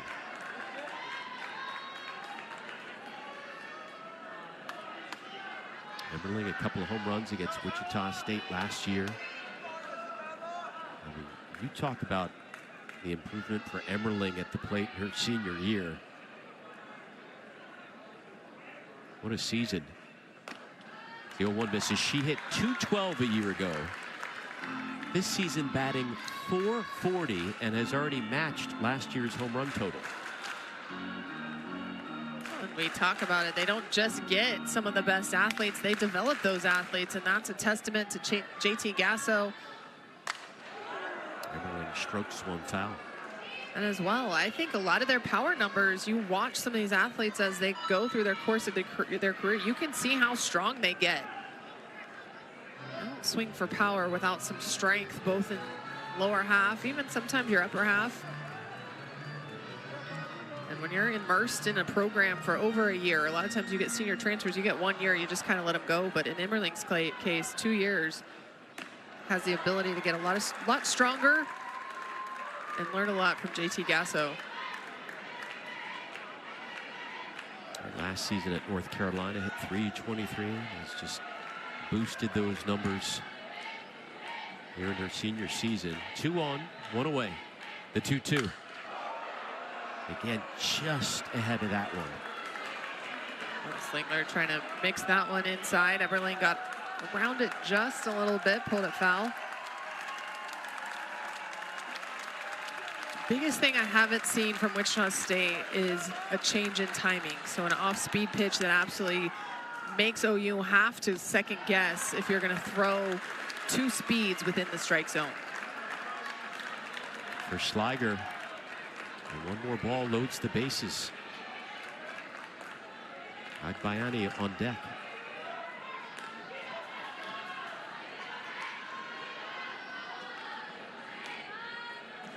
Payoff pitch. Emmerling to right field. And there's your ball game. Isabella Emmerling and the Sooners walk it off in 6.